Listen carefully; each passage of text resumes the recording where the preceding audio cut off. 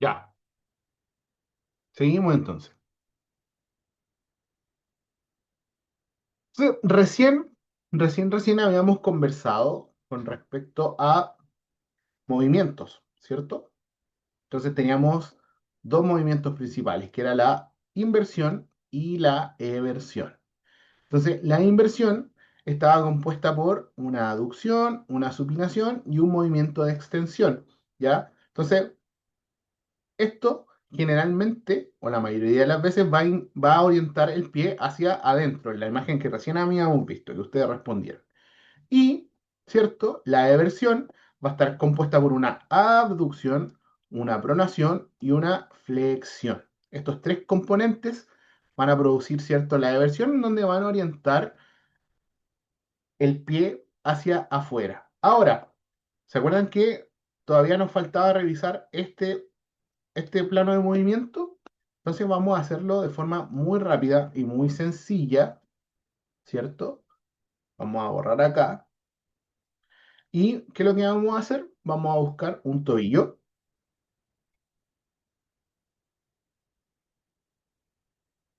Vamos a buscar un tobillo, ¿cierto? Ahí sí. Y vamos a poner acá.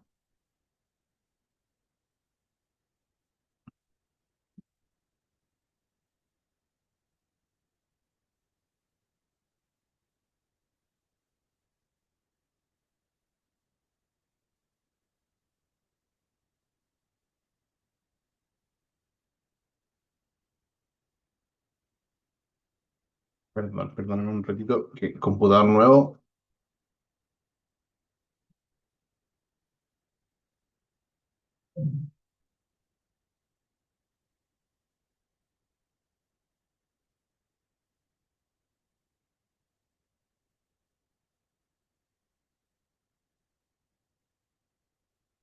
Ya, acá estamos, por fin.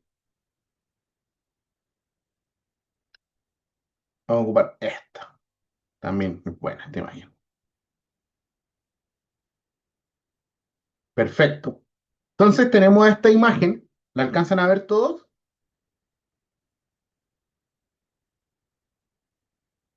Sí, sí, ya, listo.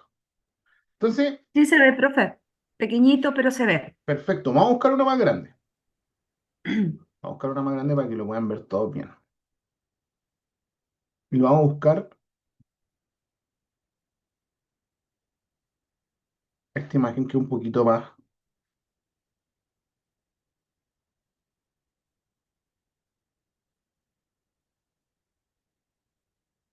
No, esta se ve más chica todavía. Vamos a buscar imágenes grandes. Dame un momentito, por favor. Profe, pero la puede descargar y al abrirla para el computador se ve grande. Ah, ya, vamos a hacerlo.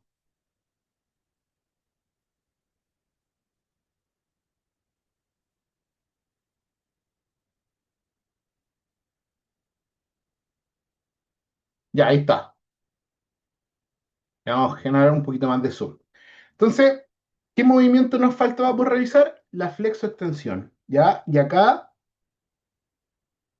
tienen que entender, ¿cierto? A todos los biomecánicos y todas las anatomistas, que generalmente les gusta poner diferentes nombres a las mismas cosas. ¿Ya?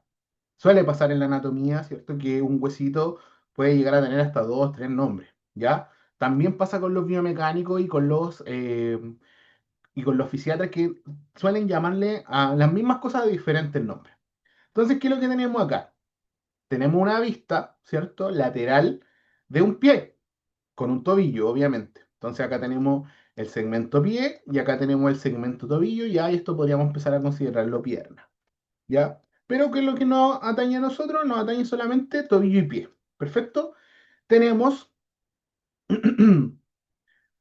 un tobillo, ¿cierto? Que está en una posición neutra, ¿cierto? La vamos a llamar esta posición cero, ¿cierto? Donde tenemos un ángulo casi de 90 grados, ¿cierto? Una posición neutra. Perfecto, ya conocemos la posición neutra de los otros dos movimientos.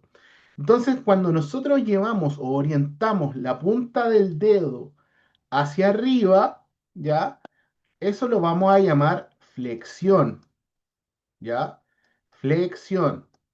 O dorsiflexión, que es exactamente lo mismo. o flexión dorsal, que es exactamente lo mismo, ¿ya? Flexión dorsal. Siempre que llevemos hacia el dorso, se va a llamar dorsiflexión o flexión dorsal o solamente flexión. Cualquiera de los tres componentes o cualquiera de los tres nombres está bien, ¿ya? Yo si le llegara a preguntar algo con respecto a la flexión, si usted me responde, ¿es dorsiflexión, es flexión dorsal o es flexión a secas?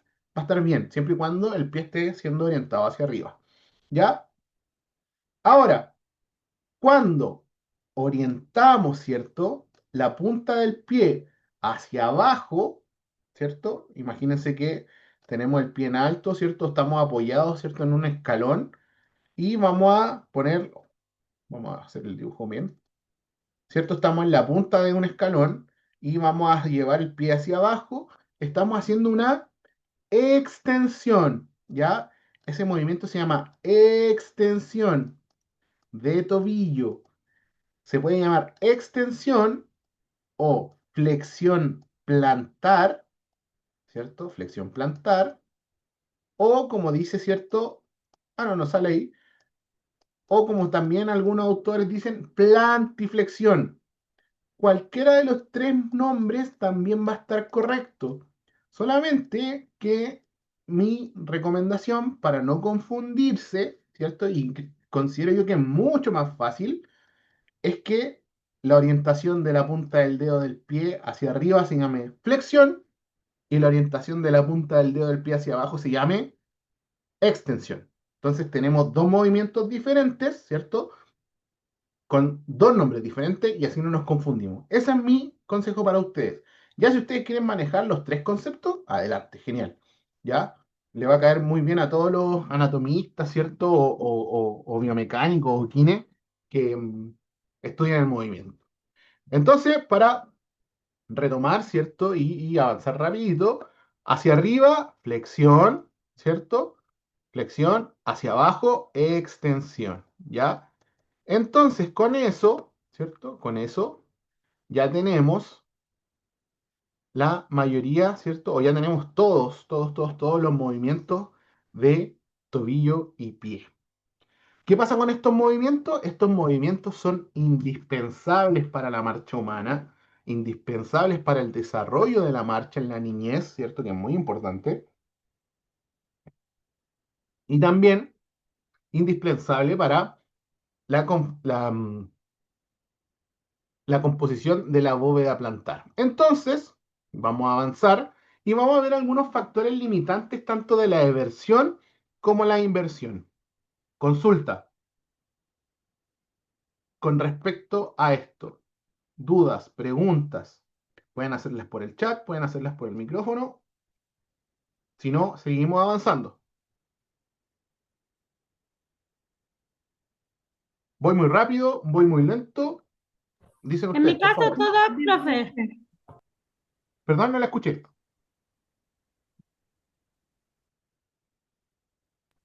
En el mío yo quedé clarita, entendí todo. Perfecto.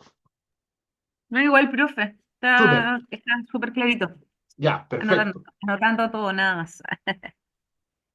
Bien, bien. Entonces, revisamos, ¿cierto? De forma a muy grosso modo, ¿cierto, chiquillos? No, no quiero quitarle cierta importancia a lo que ustedes están aprendiendo, pero generalmente este tema de la biomecánica del pito y se trata en un semestre entero, ya son casi 6 meses de estudio de los huesos, de por qué se mueven así, etcétera, etcétera, etcétera. Nosotros lo tratamos de delimitar, ¿cierto? A una clase, ¿ya? Pero sí lo que tenemos que ver, ¿cierto? Con respecto a los movimientos tanto de eversión e inversión, es que hay factores limitantes. ¿Y qué factores limitantes tenemos? Eso lo vamos a ver. ¿Por qué? Porque si se dan cuenta, la inversión es un movimiento que se puede hacer de forma muy, muy, muy fácil, hacia abajo, ¿cierto? Y llevamos el pie hacia adentro, pero la versión como que cuesta un poquito más. ¿Por qué? Ahora lo vamos a revisar. Entonces, los factores limitantes de la inversión y la versión eh, van a estar limitados, ¿cierto? Por dos tipos de resistencia. Vamos a tener una resistencia ósea y vamos a tener una resistencia no ósea o algunas cadenas ligamentosas y musculares, ¿ya? La limitación del movimiento de inversión En el tipo óseo no tenemos ninguna, ¿ya? Entonces, como no tenemos nada que nos limite la inversión, por consecuencia, la mayoría de lesiones, tanto en deportistas como en personas no deportistas, son en posición de inversión, ¿ya? Yo creo que de los 8 participantes de esta sala, por lo menos 2 o 3 se han lesionado el pie en esa posición. ¿Ya? ¿Por qué es tan común ese 15 o por qué es tan común torcerse el pie de esta forma? Porque no tenemos ningún tope óseo que nos limite, pero que sí tenemos una cadena ligamentosa bastante nutrida, ¿cierto? Y bastante fuerte que nos ayuda a limitar la inversión. Entonces, ¿la inversión es muy importante para la biomecánica? Sí. De hecho, tiene más grados de movimiento también, pero esos grados de movimiento también se ven afectados a que no tenemos ningún tope óseo y nos podemos lesionar de forma bastante fácil, ¿ya?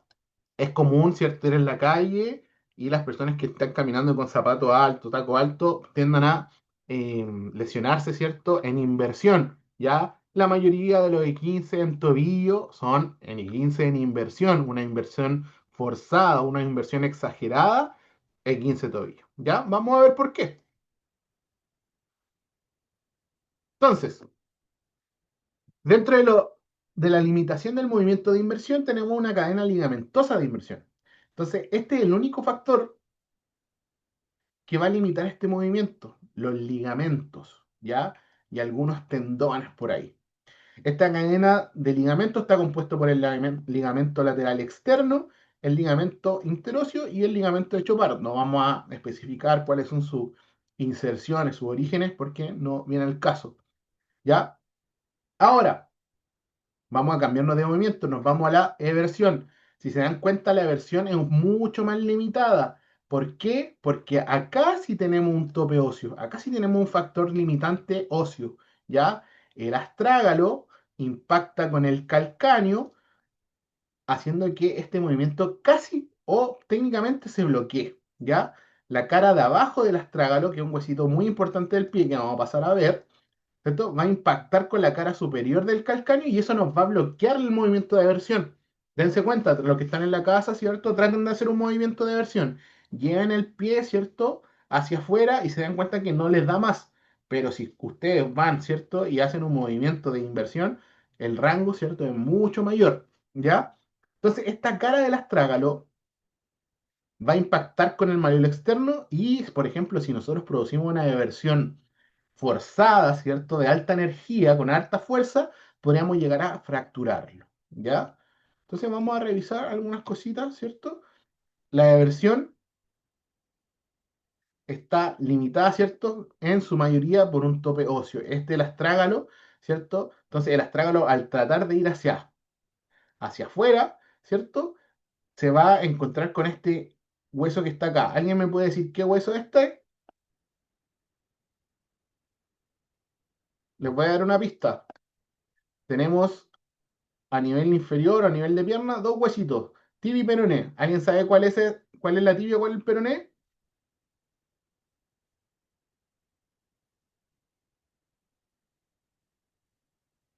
Ya, El peroné, si no me equivoco, el chiquitito, ¿no? excelente, muy bien. Y la tibia sería el flaquito para arriba. Eso, ya, me voy a dar un truco. Siempre y cuando yo les pregunte algún tipo de, de pregunta, valga la redundancia, anatómica, siempre ven en qué plano estamos. Acá estamos en un plano, ¿cierto? Estamos viendo el tobillo desde atrás, de un plano posterior. Y este es el astrágalo. ¿Qué nos falta? El calcáneo que está acá abajo. ¿Ya? Dame un momentito. Vamos a borrar acá. Borrar. Entonces, si lo estamos viendo de atrás, les voy a dar otro tip, ¿cierto? El peroné termina con E, ¿cierto? Peroné termina con E, siempre va hacia externo o hacia afuera. Estamos viendo una versión. Está hacia externo, hacia afuera. Entonces, el peroné es este hueso chiquitito, ¿ya? Y la tibia, ¿cierto? Que va con I, va hacia interno, ¿ya? Hacia el interior. O sea que este de acá, este huesito de acá, es la tibia, ¿ya? Es un tip. Peroné externo, tibia interno, ¿ya? Entonces, la versión, ¿por qué se bloquea? Porque la astrágalo trata de, o la astrágalo se bloquea con el peroné, ¿ya? chocan y no pueden pasar más allá. Ahora, si nosotros aplicamos una fuerza, ¿o cierto? O hacemos un evento de alta energía, por ejemplo, estamos jugando a la pelota y viene un jugador, ¿cierto? Y pone una barriga acá, es muy probable que provoquemos una versión forzada y este huesito de acá, que es del peroné, el maleolo, ¿cierto? Se fracture. Y también se fracture, ¿cierto? Parte del calcáneo, perdón, parte del astrágalo, ¿ya? Esos son los movimientos limitantes, ¿cierto? Los factores limitantes de la eversión. ¿Tenemos una cadena ligamentosa de eversión? También tenemos una cadena ligamentosa. Esta cadena está compuesta por el ligamento lateral interno, que está también recubierto por el ligamento deltoidio, también el ligamento de Chopard y el ligamento calcáneo cuboideo plantar. No los vamos a ver, no es atingente ahora.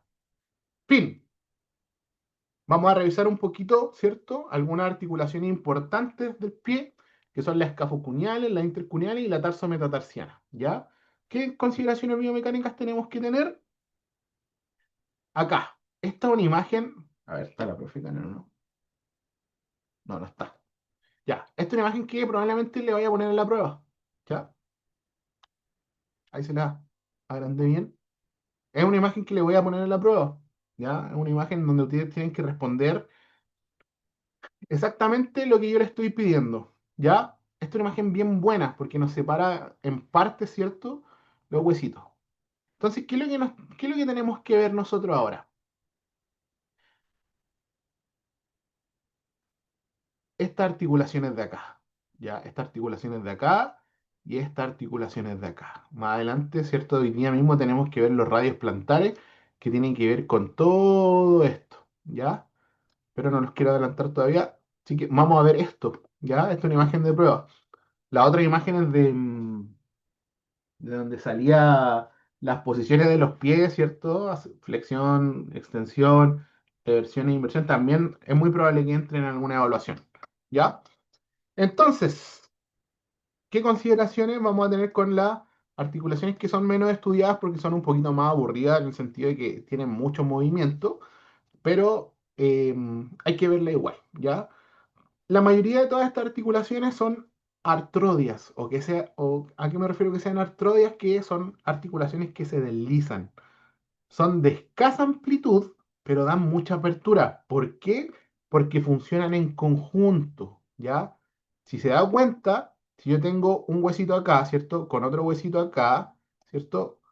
Y entre estos dos huesitos se mueven 2 grados, pero después tengo otro huesito acá y este con este se mueven 3 grados, vamos sumando, ¿cierto? Los grados que se van moviendo y van sumando 5, ¿ya? Y acá puedo que tenga otro huesito más que sume 5 grados más y voy teniendo 10 grados de amplitud. Entonces, entre huesitos, ¿cierto? Su deslizamiento es mínimo o ínfimo. Son de escasa amplitud, pero ¿qué pasa? Como funcionan en conjunto, dan gran movimiento, ¿ya? Eso es lo que pasa con este tipo de articulaciones, la escafocuneal y la intercuneal y la metatarsiana. Entonces acá tenemos la escafocuneal, ya forman un bloque articulado. Si se dan cuenta, acá, en lugar de la articulación, no da para mover mucho ni hacia arriba ni hacia abajo, ¿ya? Pero ¿qué pasa? Ese movimiento pequeño, sumado, ¿cierto?, a los otros movimientos, va a empezar a darle mucha más amplitud, ¿ya? Siempre acuérdense que de estas articulaciones, tanto la escafocuneal, las cuneo-metatarsianas, son eh, trabajo en equipo, es puro trabajo en equipo, ¿ya? Entonces, la intercuneal son las articulaciones que están entre las cuñas, van a modificar, ¿cierto?, la curva de la bóveda plantar, concepto que vamos a pasar más tarde, ¿ya? Permiten ligeros movimientos verticales, o sea, de arriba hacia abajo, ligeros son mínimos, ¿cierto? Y van a modificar sí o sí, ¿cierto? La curva transversal de la bóveda plantar. Vamos a revisar todos esos conceptos. Bien. ¿Ya? Entonces, la extensión, ¿cierto?, de los dedos puede ser de forma activa o pasiva entre los 45 a 55 grados. ¿Ya? De forma activa es que yo lo realizo de forma propia, nadie me lo mueve, ¿cierto? Y de forma pasiva alguien más me lo está moviendo. Entonces podríamos llegar a unos 45 a 50 grados. ¿Ya? La extensión, de arriba hacia abajo. Y los movimientos de lateralidad son bien, bien, bien menores. Tan menores que no se miden. ¿Ya?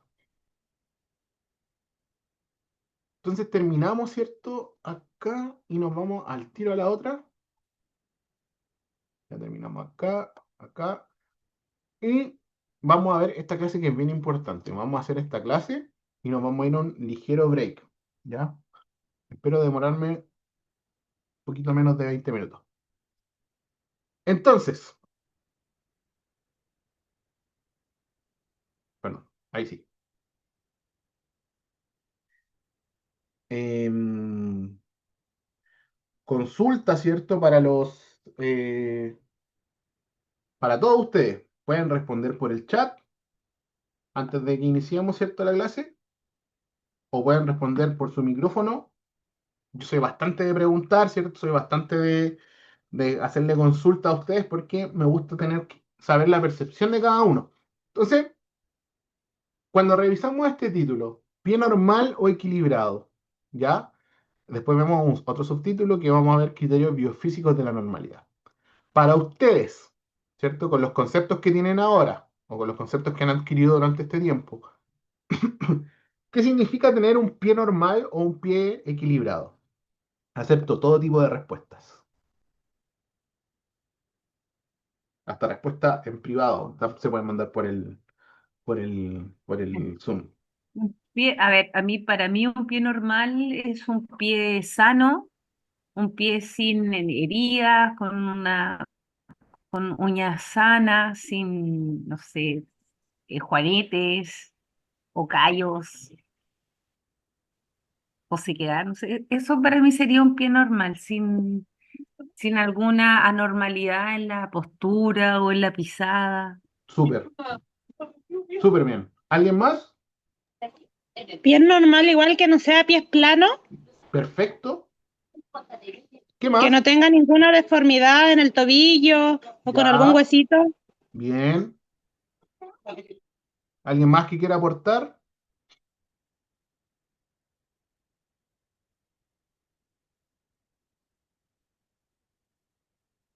Ya. Entonces, vamos a revisar muy bien a las chiquillas que respondieron.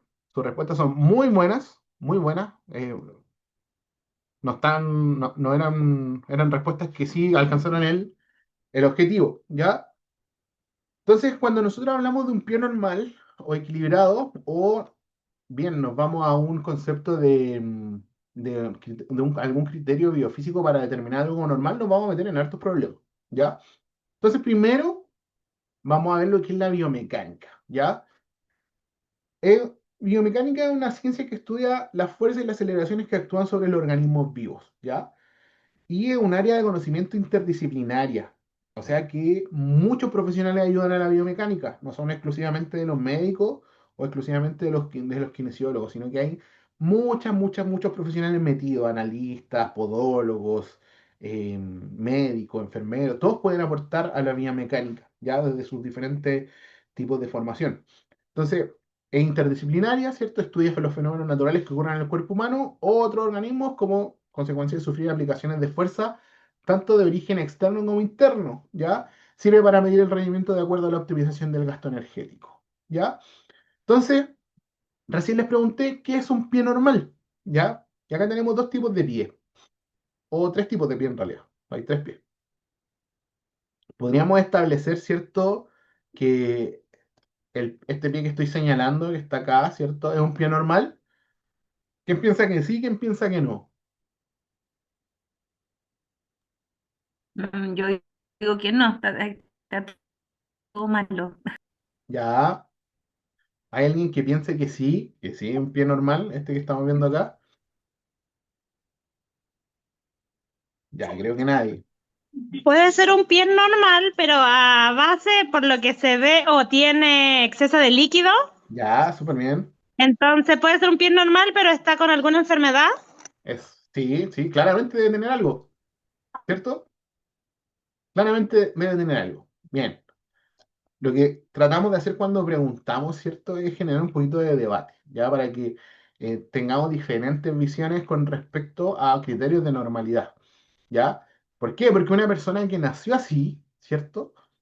Que nació con este edema tan extendido en la pierna y camina normal y realiza todas sus actividades de forma normal, para él va a ser un criterio de normalidad tener el pie así, ¿ya? Entonces vamos a ver qué se hizo para establecer la normalidad dentro del pie. Entonces acá tenemos otro tipo de clasificación. Podríamos nombrar pie egipcio, pie griego, pie cuadrado, configuraciones digitales diferentes, y una no va a ser más normal que la otra, ¿ya? Entonces vamos a pasar un poquito de historia acá, ¿ya? Un poquito aburrido, y acá van a entrar hartos conceptos bien difíciles de entender, pero es necesario que los pasemos, ¿ya? Entonces, en 1966, el doctor Merton Root, ¿ya? Con un departamento de biomecánica del pie en California, imagínense, en 1966, hace muchos años, eh, creó este departamento con un objetivo, ¿ya?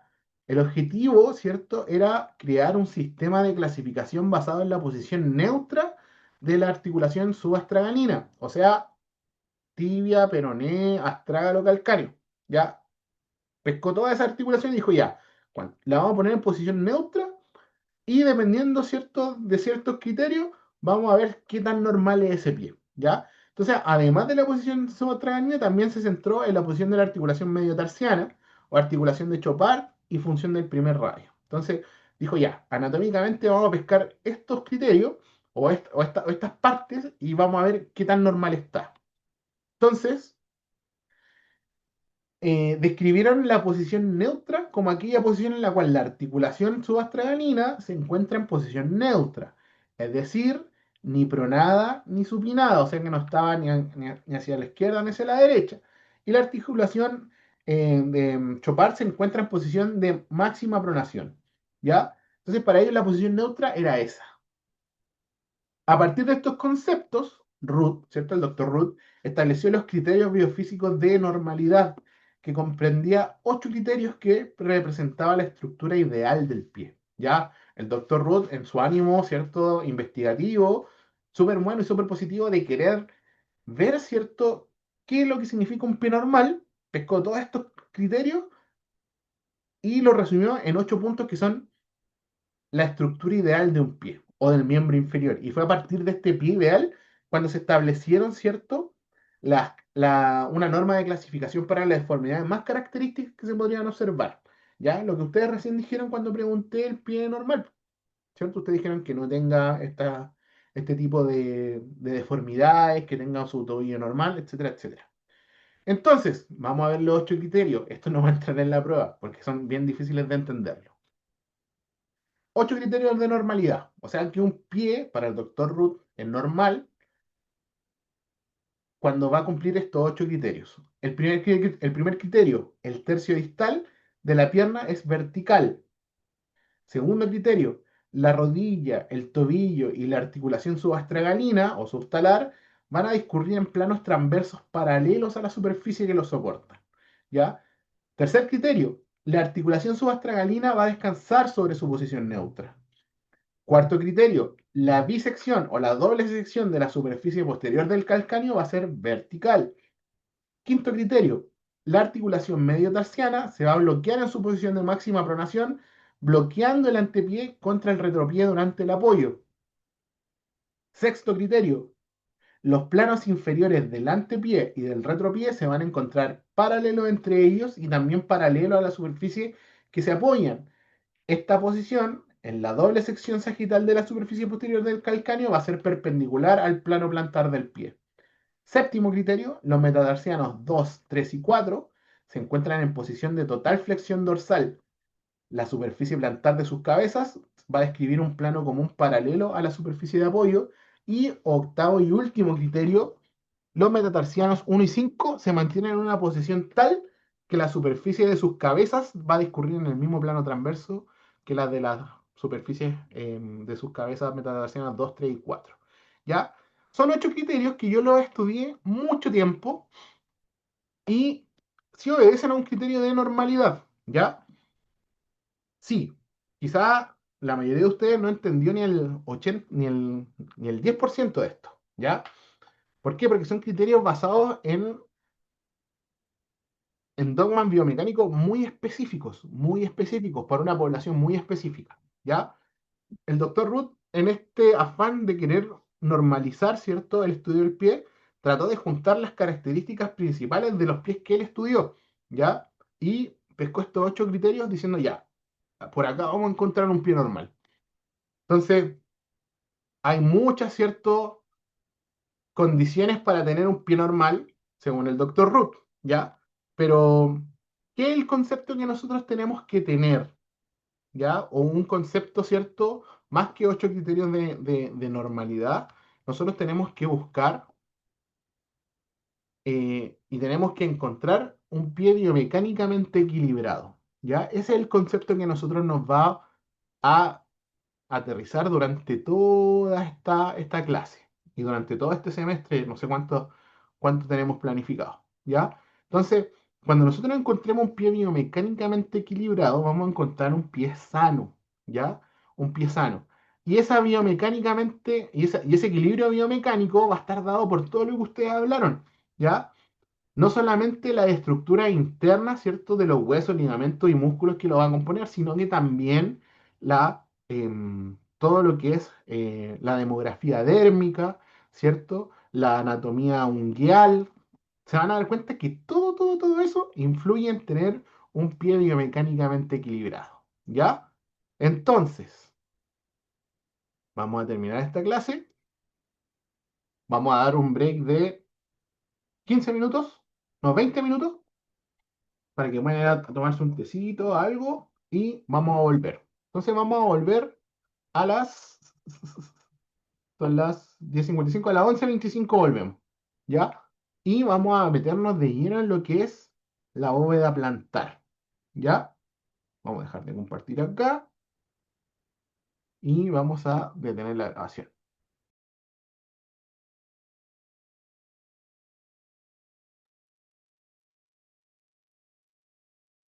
Ya, chiquillos, vamos a ver, son las 11:20, vamos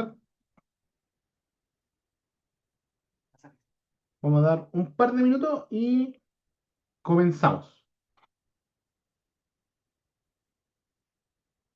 Si surgió alguna duda, alguna pregunta, pueden hacerla ahora, ¿cierto?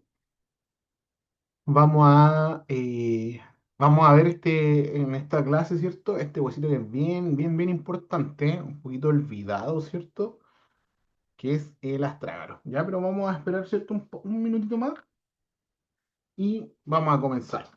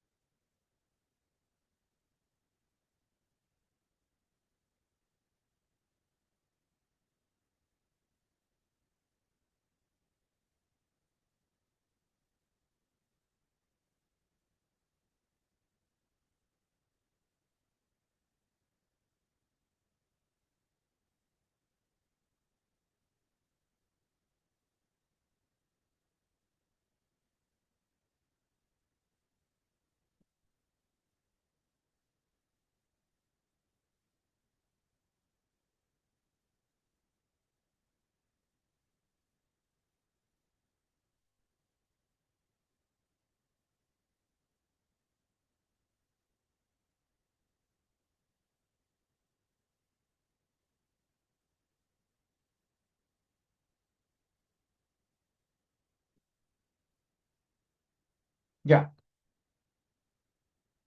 vamos a comenzar nomás. Vamos a revisar el chat si hay alguna pregunta, alguna consulta. Chat, no, vacío. Perfecto. Entonces,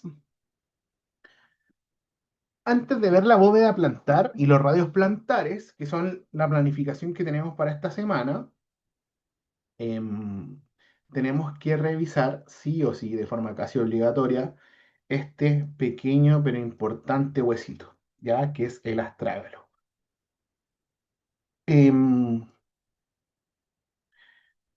Le pusimos un hueso singular, porque a pesar de que tenemos dos, ¿cierto? En el cuerpo humano, uno por cada pie, es un hueso que es muy importante, ¿ya? Es muy importante estudiar, es muy importante reconocerlo, saber qué hace, qué es lo que no hace, etcétera. Entonces lo vamos a revisar bien, ¿cierto? Un momentito, acá se me perdió se me perdió el panel de control de la grabación. Un momentito, por favor. Acá está. Perfecto. Entonces, el astrágalo lo vamos a calificar como un hueso singular. ¿Ya? ¿Dónde está posicionado? El astrágalo topográficamente lo vamos a encontrar debajo del complejo tibio-peroné, ¿ya? Arriba del calcáneo, ¿ya? Y va a estar como encerradito. Va a estar encerradito por el peroné, ¿cierto? Por la tibia y por abajo por el calcáneo, ¿cierto? Por adelante por el navicular y por acá con el escafoide. Va a estar bien encerradito, ¿ya? Ahora, yo necesito que, ¿se acuerdan de la imagen que le dije que probablemente iba a entrar en la prueba? Necesito que manejen la fórmula digital arriba y abajo, para el derecho y al revés. Se las voy a mandar al grupo de WhatsApp, ¿cierto? Porque yo necesito que cuando yo esté hablando de huesos, ustedes estén, pero súper, súper, súper contextualizados, ¿ya? Sepan de qué hueso estoy hablando, porque es muy importante que para lo que viene ahora, ¿cierto? Y dentro de las próximas semanas, estén, pero muy, muy, muy, muy, muy al tanto con todos los huesos que estamos hablando. Así que ahora en este momento le estoy subiendo, ¿cierto? Una imagen que es muy buena que enumera todos los huesitos, ¿ya? Ahí se las mandé. Espero que la estudien, se la aprendan. Les doy un consejo. La forma más rápida y más completa de aprenderse esto bien es dibujándolo, ¿ya? Si usted lo dibuja, usted va a aprender mucho, mucho, mucho más la forma que hace, ¿cierto? Y va a interiorizar mucho más ese proceso. ¿Ya? Entonces, una vez con eso conversado, acuérdense, tienen que aprenderse de memoria todos los huesos que tienen acá, ¿ya? Tanto de tobillo, pie, todos tienen que aprendérselo muy bien, ¿ya? Entonces, de nuevo, el astrágalo es un hueso que está encerradito, ¿cierto? Por la tibia, el peroné, el calcáneo, el escafoide y el navicular, ¿ya? El cuboides, perdón, y el navicular. Entonces, vamos a avanzar y vamos a ver por qué muchos autores consideran que el astrágalo es uno de los huesos más importantes para la extremidad inferior. Ya primero vamos a pasar a describirlo. Vamos a ver que el astrágalo tiene una cabeza redondeada que se proyecta hacia adelante, esta que está acá, ¿ya? Se proyecta hacia adelante y en sentido medial al final de un cuello ancho y corto. Este es el cuello ancho y corto que estamos hablando, ¿ya? Entonces esta vendría siendo su cabeza, cabeza, le voy a poner ahí, cabeza, y acá está el cuello. Todo esto que estoy pintando acá vendría siendo el cuello. Y esto de acá ya vendría a ser parte del cuerpo, ¿ya? A nivel anterior, o sea que por adelante, ¿cierto? Tiene forma de una cúpula, ¿ya? En su cabecita, miren, una cúpula. ¡Pup! Y tiene forma de, y para articularse con una depresión circular situada en la superficie posterior del hueso navicular. Ya acá adelante va el hueso navicular o escafoides, que es lo mismo. ¿Ya? Borremos los dibujos. Listo. Entonces, a grandes rasgos, ¿cierto? Acá tenemos una muy buena vista del astrágalo. Vemos su cara posterior, ¿cierto? Esta cara posterior que está acá es para articularse, ¿cierto? Acá tenemos una superficie calcánea medial, acá tenemos la superficie del calcáneo anterior. Estas partes de acá estamos articulándolos con el calcáneo, estamos viendo el calcáneo de una vista inferior, ¿ya? Estamos viendo de abajo. Sigamos avanzando. Uy, se me desconfiguró esto. Chao. Ya vamos a tener que arreglarlo. Entonces, igual se alcanza a distinguir, ¿ya? Entonces, ¿por qué el hueso, el calcáneo, perdón, es un hueso singular? ¿Por qué? Porque tenemos tres puntos de vista diferentes en donde tenemos que ponerle mucha atención al calcáneo. La primera es que es un hueso que distribuye, ¿cierto?, el peso del cuerpo y las fuerzas que van a ser ejercidas finalmente en el pie. El segundo caso es porque no tiene ninguna inserción muscular, o sea que ningún músculo se inserta, ¿cierto? En el calcáneo. Y tres, está cubierto de superficies articulares e inserciones ligamentosas. Por lo tanto, se le puede considerar como un hueso de posta, un hueso de relevo. ¿Ya? Eso es importante. Vamos a ver cada uno de estos aspectos. ¿Por qué es tan importante cada uno de esos aspectos? Acuérdense que en la primera, generalmente, cuando yo describo cosas en orden jerárquico, lo primero es lo más importante. Ya, para mí, lo más importante del hueso calcáneo es que es un hueso que distribuye muy bien su peso. ¿Ya? El peso tanto corporal, como también de las cargas que se distribuyen en el pie, ¿ya? Mediante su cara articular superior, la polea subastragalina recibe el peso completo del cuerpo y las distribuye en las siguientes direcciones. Ojo, atentos, que esto pregunta, ¿ya? ¿En qué direcciones, cierto, distribuye el calcáneo las fuerzas del cuerpo? Uno, hacia atrás. Dos, hacia adelante y adentro. Y tres, hacia adelante y afuera. En ese orden. Uno, dos y tres. ¿Ya? De nuevo, ¿en qué direcciones distribuye el calcáneo el peso completo de nuestro cuerpo? Uno, hacia atrás. Dos, hacia adelante y adentro. Y tres, hacia adelante y afuera. ¿Ya? Vamos a ver, revisar esto. Hacia atrás o hacia el talón. Si se dan cuenta, el número uno es un vector de fuerza. Y este vector de fuerza puede significar todo el peso de nuestro cuerpo recayendo, ¿cierto?, en el calcáneo. ¿Ya? Todo el peso de nuestro cuerpo recayendo en el calcáneo. Entonces, la tuberosidad mayor del calcáneo, por medio de la articulación del calcáneo hasta la línea posterior, viene todo el peso cayendo, ¿cierto?, en la flecha número uno y la redistribuye ¿hacia dónde? Hacia atrás, hacia el talón, ¿ya? Si se dan cuenta, la flecha 2 es la más grande. ¿Por qué? Porque es la donde más peso se distribuye. Entonces, la primera dirección es hacia atrás. Vamos a ver la segunda. Hacia adelante y adentro.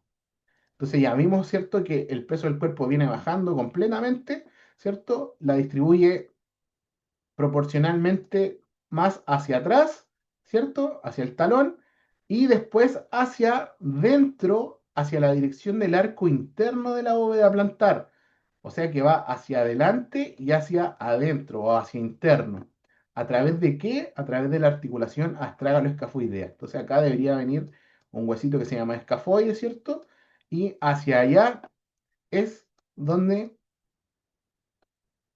distribuye la fuerza. Si se dan cuenta, una flechita un poquito más pequeña que la número 2, ¿cierto? ¿Por qué? Porque proporcionalmente acá se distribuye menos peso que en 2, ¿ya? Y por último,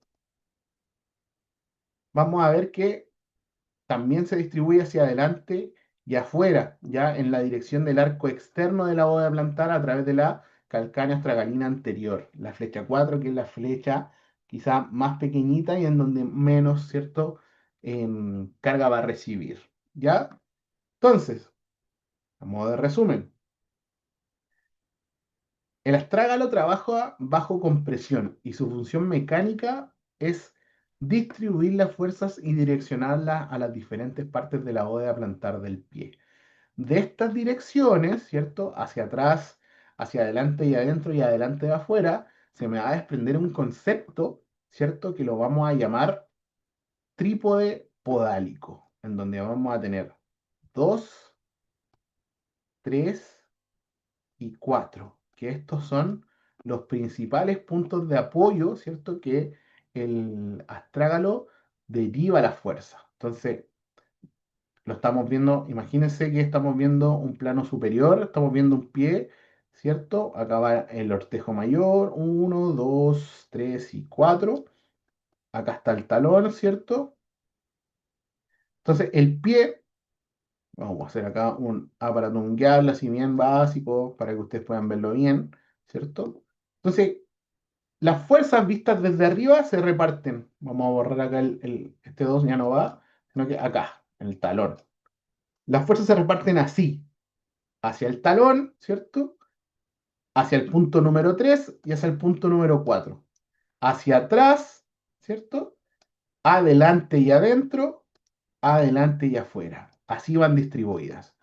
¿Ya? Es muy importante aprenderse bien este concepto. ¿Por qué? Porque este concepto nos va a delimitar o nos va a hacer la base para que podamos tener conceptos básicos con respecto a la bóveda plantar, que es uno de los objetivos del día de hoy. Ahora, recién vimos que el hueso astrágalo es importante desde tres puntos de vista. Ahora vamos a ver, vimos el primero que es la distribución mecánica, Y ahora vamos a ver que es un hueso que no tiene inserciones musculares, ¿ya? Todos los músculos que proceden de la pierna van a pasar alrededor del astrágalo. Van a formar un puente, lo que le puede valer el nombre de un hueso encerrado, hueso enjaulado, ¿ya? Todas esas como cuerditas que ven acá, ¿cierto? La uno, la 2, la 9, la 10, todo eso son tendones de músculos, ¿ya? Músculos extrínsecos del pie. Todos esos músculos pasan encerrando, ¿cierto? Al calcáneo, proveyéndolo de mucha estabilidad, ¿ya? Ahora, vamos a pasar al punto 3. Bueno, acá estamos viendo, ¿cierto? Una figura cadavérica. Esto es una muestra real de un calcáneo. A ver, ¿quién se anima, perdón, de un astrágalo encerrado? ¿Quién se anima a decirme qué vista estamos viendo y qué hueso estamos viendo, aparte del astrágalo?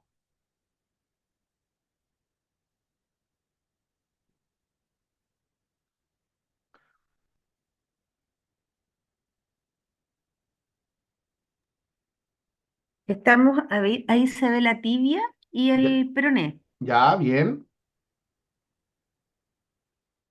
Y el astrágalo. Ya, mira, acá está la tibia, acá está el peroné, ¿ya? Mm. El astrágalo casi no se ve. ¿Por qué? Porque está bien tapadito, ¿ya? Lo que estoy dibujando acá es el astrágalo. Lo vamos a dibujar de color verde para que se vea bien, ¿ya? Eso que está ahí es el astrágalo, ¿ya? Y esto lo que está acá atrás, este grandote que está acá atrás, es el calcáneo. Por lo tanto, esto es una vista. ¿Qué piensan ustedes? No hagan caso a esto. Posterior. No hagan caso a esto. Mm. Es una vista posterior. Estamos viendo el talón desde atrás. ¿Ya? Bien. Bien, bien, bien. Entonces, acá tenemos uno de los segundos principios, que es un hueso que está completamente encerrado, enjaulado. ¿Ya?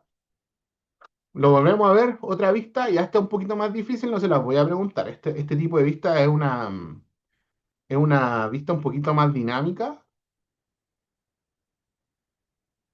Este tipo de proyección se llama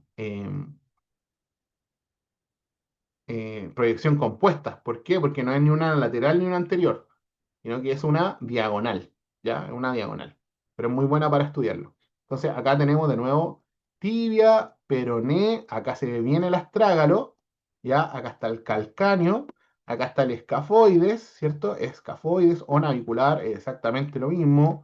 Navicular, vamos ahí, navicular, y acá comienzan las cuñas. Cuña uno, cuña 2, cuña 3 y hasta ahí lo vamos a revisar, ¿ya? Entonces, esta es una vista diagonal, ¿cierto? Un poquito más compuesta, bastante buena para estudiar. Si se dan cuenta, el astrágalo está o cubierto o encerrado tanto por músculos, tendones, ligamentos y huesos, ¿ya? Es un hueso que está completamente encerrado o enjaulado. Acá ya tenemos una vista lateral, súper bonita. Dense cuenta la cantidad de tejido, ¿cierto?, que está recubriendo el astrágalo. Y ahí tenemos otra vista anterior, muy bonita. Y vamos a revisar que también otro punto de vista, porque este hueso es tan importante, es porque está cubierto por superficies articulares y inserciones ligamentosas, ¿ya? Discúlpenme la diapositiva que se ve así. Espérenme, déjame ver, a ver si que lo puedo arreglar así rapidito. No, ya. Entonces, este huesito, bien especial, está cubierto por superficies articulares e inserciones que lo pueden valer de sobrenombre de un hueso de posta, un hueso de relevo, ¿ya? Al no tener ninguna inserción articular, ¿cierto? O sea, ninguna inserción muscular, el astrágalo se va a nutrir exclusivamente por los vasos de los ligamentos y las articulaciones que lo rodean, ¿ya? Generalmente cuando se inserta un músculo en un hueso, esa inserción viene un paquete vasculonervioso que nutre también al hueso, porque el hueso también tiene que ser nutrido, ¿ya? Lo que significa, ¿cierto? Por ejemplo, para un hueso que está nutrido por un músculo, ¿cierto? En el paquete vascular nervioso, va a significar un aporte nutricional bien, ok, perfecto, ¿ya?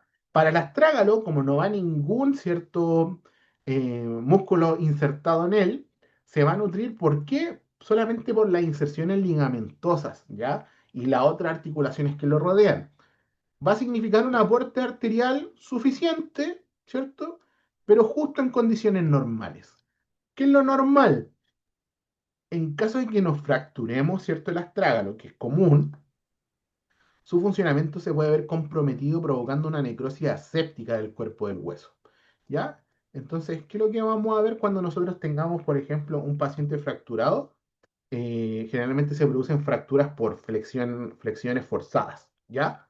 Por ejemplo, imagínense que el paciente acá iba subiendo la escalera muy rápido, ¿cierto? Muy rápido. Vamos a hacer acá una extensión de los huesitos, ¿cierto? Entonces, acá pescó el escalón, iba muy rápido, iba muy apurado, pisó muy fuerte, pisó tan fuerte que provocó una flexión forzada, ¿ya? Una flexión forzada y el astrágalo, ¿cierto? El astrágalo que está acá, que es este hueso completito que está acá, se vio enfrentado, ¿cierto? Con unas protuberancias que tiene la tibia. Y la tibia, ¿cierto? Como tiene forma de punta en esa forma, fracturó el hueso astrágalo en su cuello, ¿ya? Una fractura capital del cuello. ¿Ya? Ahí fracturó completamente. ¿Y qué es lo que nos va a traer eso? Probablemente una disfunción articular bastante notoria, pero también una necrosis vascular. ¿Ya? Vamos al concepto de bóveda plantar. ¿Ya? Es importante, ¿cierto? Saber de forma bien globalizada, ¿cierto? Algunos conceptos generales y cómo está constituida la bóveda plantar. Entonces, ya vimos el astrágalo, que es muy importante. Ahora vamos a ver la bóveda plantar. El break ya lo tomamos, así que lo siento. Em, ¿Qué es la bóveda plantar? Acá tengan mucho cuidado, mucho cuidado. ¿Por qué? Porque cuando uno busca, ¿cierto? En Google, qué es lo que bóveda plantar generalmente nos va a direccionar a una explicación del pie, ¿ya? Y vamos a entender, ¿cierto? Mucho más adelante que son bien diferentes. Hay que tener mucho cuidado al acceder a información académica de no caer en errores de conceptos, ¿ya? Ya revisamos todos que hay muchos conceptos para cosas diferentes o cosas iguales. Así que hay que tener mucho ojito. Yo siempre voy a estar abierto a revisar todo su tipo de documentación, ¿cierto? Cuando estén estudiando y quieran revisar algún documento, me lo envían, yo no tengo ningún problema. ¿Ya? Entonces, ojo con buscar consultas con respecto a la bóveda plantar, porque no solamente hay discusión con respecto a esto, a los conceptos en sí mismos, sino que también entre diferentes autores. Va a depender del autor que usted esté consumiendo, cómo va a explicar la bóveda plantar. ¿Ya? Entonces, un resumen muy cortito de este caballero que es Capangi, un cirujano ortopédico francés, especialista en cirugía de mano, autor de la mayor literatura que se ha escrito de biomecánica, ¿ya? Generalmente todo lo que vamos a ver en este curso viene de este caballero. Lamentablemente falleció hace muy poquito, ¿cierto? Falleció en 2019, fue uno de los grandes eh, descubridores y autores, ¿cierto?, de todo lo que es biomecánica, anatomía funcional y fisiología articular. ¿Ya? Entonces, dicho esto, ¿qué es la bóveda plantar? Nos vamos a sumergir con lo que dijo este caballero, ¿ya? Capangi, este caballero que era muy entendido, ¿cierto?, en esta materia. Entonces, para fines prácticos, la bóveda plantar la vamos a dividir en tres grandes enunciados. Vamos a ver que es una conformación arquitectónica. Vamos a ver que tiene sus principales funciones y también que está compuesta por diferentes arcos, ¿ya? Sin ánimo de complicarlo, vamos a ir viendo de forma bien detallada cada una de estas. Entonces, según Capangi, la bóveda plantar, pues podríamos definirla como una conformación arquitectónica, que es un conjunto arquitectónico que asocia con armonía, ¿cierto?, todos los elementos osteoarticulares, ligamentosos y musculares del pie. O sea que tanto los huesos, los ligamentos, los tendones, los músculos, la superficie articular, el cartílago, todo esto funciona de forma armónica a modo que forma un edificio, una bóveda, un espacio o un lugar en donde todo esto funciona con armonía. Ya esto, según Capangui, es la bóveda plantar. ¿Ya? También tenemos que la bóveda plantar va a tener diferentes funciones. ¿Ya? Al ser un conjunto arquitectónico, esto no significa que sea algo fijo, ¿ya? Sino que la bóveda va a ser capaz de adaptarse a muchas irregularidades del terreno, va a ser capaz de transmitir al suelo las fuerzas y el peso del cuerpo en las mejores condiciones mecánicas y en las peores también. Y también va a desempeñar un papel de amortiguador indispensable, ¿cierto? Para la flexibilidad en la marcha, ¿ya? Marcha lo vamos a ver más adelante con más detenimiento. Pero para ver marcha sí tenemos que aprendernos bien todo lo que es bóveda plantar. Y por último, vamos a ver que la bóveda plantar está compuesta por tres grandes arcos, ¿ya? Está sujeta por tres grandes arcos. El arco anterior, el arco externo y el arco interior. Y estos tres arcos van a tener estrecha relación con el astrágalo que habíamos visto recién, ¿ya? Entonces, el arco anterior es el más bajo y corto y se va a localizar entre la cabeza del primer metatarsiano y la cabeza del quinto metatarsiano. Ahora, ¿se acuerdan, cierto? El trípode podálico que hicimos, el astrágalo pesca las fuerzas del cuerpo y la manda hacia atrás, hacia adelante y adentro, y hacia adelante y afuera. ¿Ya? Estos tres puntos, si los unimos, ¿cierto? Nos van a formar arcos. Ahora, los arcos están compuestos por la bóveda plantar, ¿cierto? O sea, los arcos componen la bóveda plantar. Y el primer arco que tenemos es el arco anterior, que este es el más bajo y corto, ¿cierto? Y se localiza entre la cabeza del primer metatarsiano, que está aproximadamente por acá, y la cabeza del quinto metatarsiano. Y esta línea, ¿cierto?, que tenemos acá, esta conformación arquitectónica, es el arco anterior. ¿Ya? Vamos a revisar más arcos. Entonces, los huesos que la conforman, el primer metatarsiano y la cabeza del quinto metatarsiano. Tiene dos curvas, ¿cierto? La curva transversal y la curva longitudinal de la bóveda plantar. Ya eso lo vamos a ver no con tanto detalle. Estas curvas no las vamos a ver, ¿ya? No las vamos a pasar. Ahora, nos cambiamos de arco, ¿ya? Vamos al arco externo. Acuérdense, los tres puntos. Vamos a dibujar de nuevamente el pie. Ya revisamos, ¿cierto? El arco anterior, este que está acá. ¿Ya? Vamos a dibujar acá el pie. 1, 2, 3, 4, 5, ya. Ahí está el pie. Ahora vamos a revisar el arco externo, ¿ya? Que está compuesto, ¿cierto? Entre el punto del talón de acá, ¿cierto? Hacia el punto que nos indica hacia adelante y afuera. Dice, de longitud y altura media o intermedia, la cual se da en la cabeza del quinto metatarsiano, esta que está acá, y las tuberosidades posteriores del calcáneo, ¿ya? Entonces formamos el arco externo. ¿Qué huesos las van a componer? Este hueso está compuesto solo de tres piezas y se despega aproximadamente entre 3 y 5 milímetros a diferencia del interno y se contacta también por las partes blandas. Entonces, ¿qué huesos los componen? El quinto metatarsiano o su cabeza y el punto de apoyo anterior del arco externo. También lo va a componer el otro huesito que se llama cuboides, ¿cierto? Sin contacto alguno con el suelo. Y por último, el calcáneo, las tuberosidades posteriores en el punto de apoyo. Vamos a ver esto qué significa. Acá tenemos el arco externo, todo lo que dijimos recién. Arco externo, ¿cierto? Cabeza del quinto metatarsiano, ¿cierto? Va el arco pasando por acá, ¿cierto? Pasa por el cuboides, acá el cuboides que no toca el suelo, y por último desencaja o termina, ¿cierto? En las tuberosidades posteriores del calcáneo. Ese es el arco externo, ¿ya? Tres huesitos. Una pregunta muy clásica, ¿cierto? De alguna evaluación podría ser, ¿por cuántos huesos está compuesto el arco externo de la bóveda plantar? Y yo les podría poner una alternativa. Por 5 huesos, por 3 huesos, por 2 huesos. O las alternativas con los nombres de los huesos y ahí ustedes tienen que aprendérselos bien. Entonces vendría siendo una respuesta correcta por 3 huesos, ¿cierto? Por el quinto metatarsiano, ¿cierto? Quinto metatarsiano, el cuboides y el calcáneo. Eso se podría considerar una respuesta correcta. ¿Ya? Sigamos. Vamos a ver otro arco más. Ah, no, seguimos con el arco externo. ¿Ya? Hay muchos ligamentos acá que se ven relacionados con el arco externo. ¿Ya? El ligamento calcáneo cuboideo metatarso plantar. Es un ligamento largo, ¿cierto? Profundo. Y también hay haces superficiales que impiden, ¿cierto? Que las articulaciones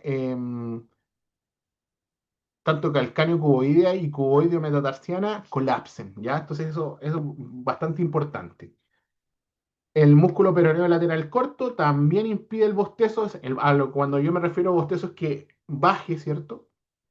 Este arco, el músculo peroneo lateral impide el bostezo inferior también y el músculo aductor del quinto dedo constituye una cuerda total del arco y su acción es casi análoga, ya es casi natural, ¿ya? Vamos ahora al arco interno y acá nos vamos a detener más. Es el más largo y alto y se localiza entre la cabeza del primer metatarsiano y las tuberosidades posteriores del calcáneo. Es el arco más importante en el plano estático como dinámico. O sea, es el arco más importante cuando estamos de pie, ¿cierto? Bípedos, a cuando estamos caminando en la marcha, ¿ya? Estructuras óseas que constituyen el arco interno. Entre sus dos puntos de apoyo, ¿cierto? Anterior y posterior, el arco interno incluye 5 piezas óseas, ¿ya? De adelante hacia atrás, primer metatarsiano, ¿cierto? M1, primera cuña, C1, escafoides, astrágalo y calcáneo. Vamos a ver esto, ¿cierto? En la imagen.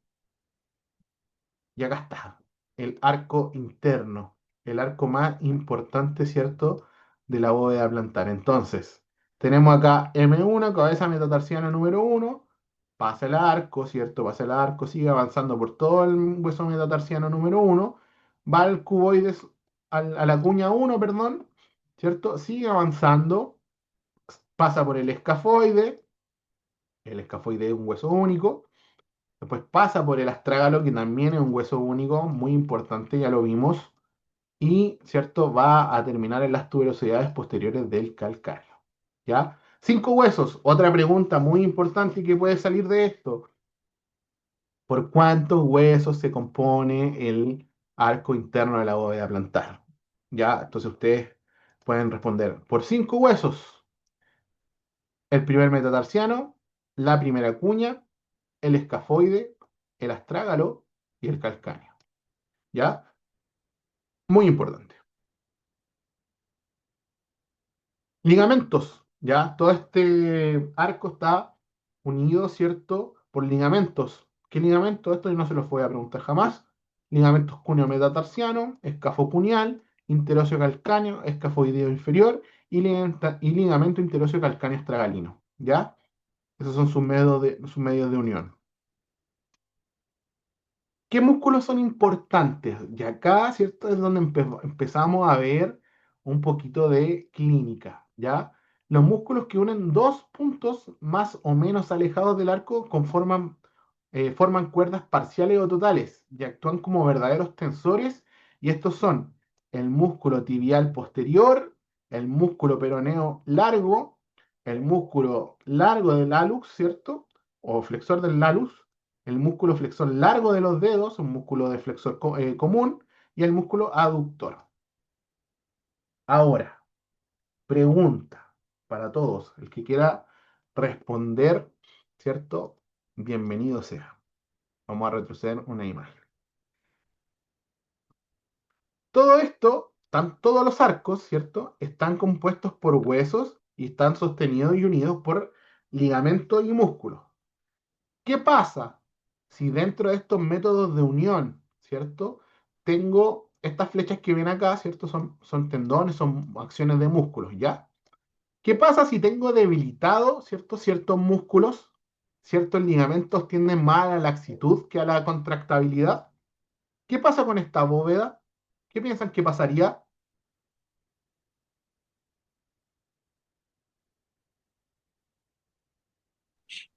te caería. Todo el piso, Eh, sí, Se no podría podría producir un... sostenerse. Perfecto. Bien. Cuando no tenemos los pie- medios de sujeción estables, ¿cierto? O activos, la bóveda se dice que colapsa. ¿Y qué pasa cuando una bóveda colapsa? Por ejemplo, acá. Imagínense, tenemos este mismo dibujo, este que estamos viendo acá.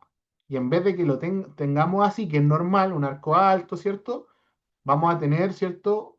Huesos bajos, ¿cierto? Casi aplanados o achatados, ¿ya? Y acá está el nivel del piso. ¿Qué va a pasar? Aparece el diagnóstico de pies planos. Excelente, ¿ya? Eso es. El colapso de la bóveda plantar es indicio de pie plano, ¿ya? Y ahí nos vamos metiendo un poquito ya en la, en la clínica de este módulo, ¿ya? Entonces, en resumen, la bóveda plantar, vamos a ver que tiene una conformación arquitectónica, que es un conjunto arquitectónico que se asocia con armonía en todos los elementos articulares, ligamentosos y musculares del pie. Vamos a ver que tiene principales funciones, que es capaz de adaptarse al ser una bóveda, no es una bóveda rígida, sino que una bóveda móvil, a las diferentes irregularidades del terreno, transmitir al suelo las fuerzas del peso del cuerpo en las mejores condiciones mecánicas y va a desempeñar un papel de amortiguador indispensable. Y vamos a encontrar que tenemos tres arcos, anterior, externo e interior. Y estos arcos también van a componer el tipo de podálico, ya compuesto por tres puntos que está dado por el astrágalo. ¿Ya? Avancemos un poquito más. Quedan poquitas diapositivas. Las funciones de la bóveda plantar es adaptarse a cualquier irregularidad del terreno, ya lo vimos, ¿cierto? Transmitir al suelo las fuerzas y el peso del cuerpo en las mejores condiciones mecánicas y un amortiguador. Acá están los arcos, ¿cierto? Un resumen de los arcos. Acá las curvas, esto no lo vamos a ver. Fin. Déjenme cerrar acá.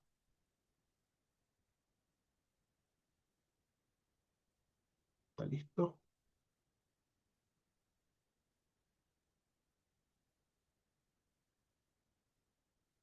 Y eso sería la clase de esta semana.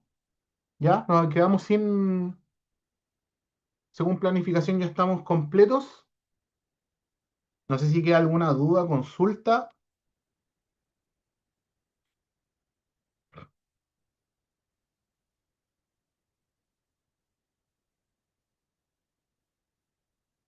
Ya tienen mi número de WhatsApp, ahí estoy en el grupo. Yo voy a pretender subirles el, el material entre hoy día para que puedan tener acceso a toda la diapositiva, a todo desde ya. ¿Ya? Vamos a pausar.